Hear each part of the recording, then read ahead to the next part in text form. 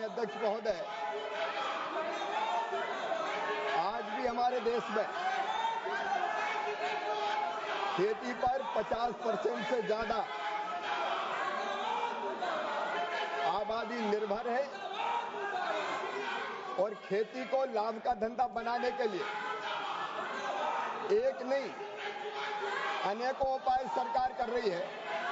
एक बात मैं पूरी गंभीरता के साथ कहना चाहता हूं माननीय अध्यक्ष महोदय, हमारी खेती पर वैसे ही बड़ी जनसंख्या निर्भर है और जो निर्भर जनसंख्या है वो फायदे की खेती करे।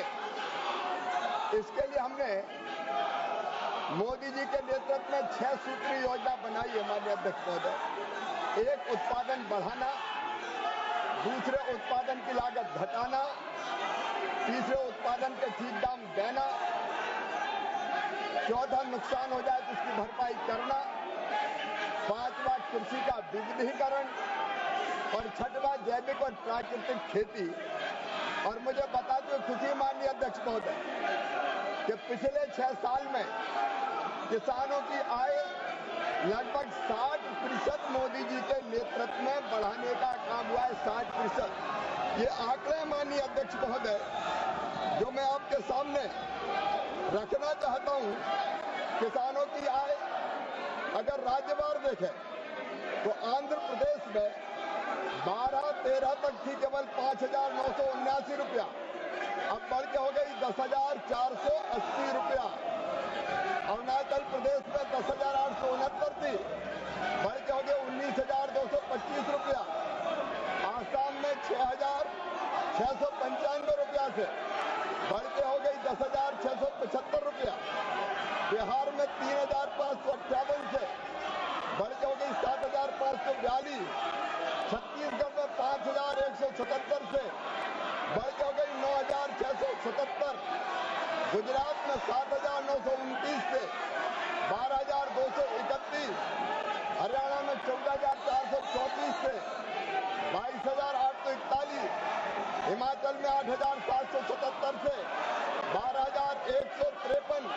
और इस तरह अगर अखिल भारतीय स्तर पर अगर देखा जाए माननीय अध्यक्ष महोदय, पश्चिम बंगाल में भी 3,890 से 6,742, कुल मिला के 6,426 रुपए से बढ़ के ये हो गई है 10,218 रुपया। 59% से ज्यादा आय बढ़ी है और आय बढ़ाने के उपाय लगातार सरकार आगे भी करती रहेगी।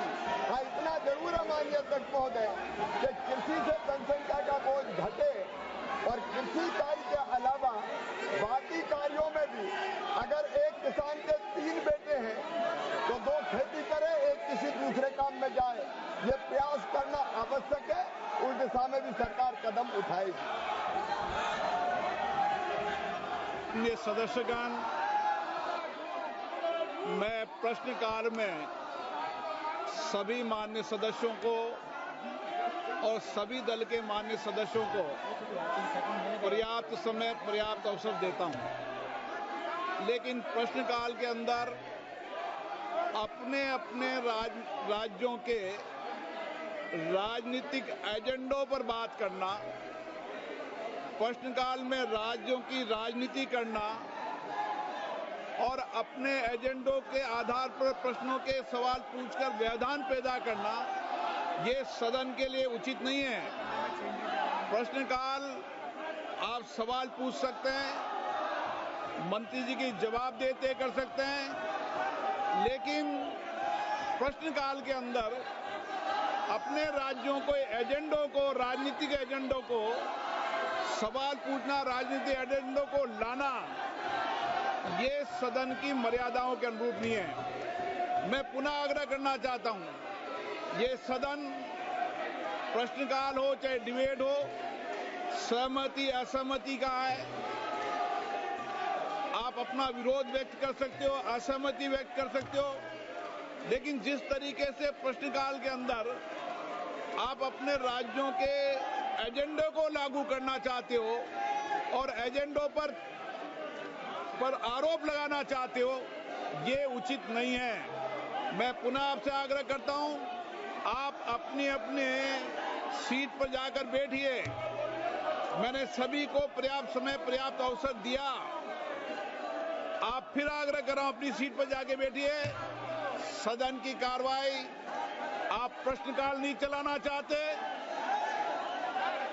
आप सदन में नियोजित तरीके से व्यवधान गतिरोध पैदा करना चाहते हैं, ये उचित नहीं है। सदन की कार्रवाई आज 12 बजे तक के लिए स्थगित की जाती है।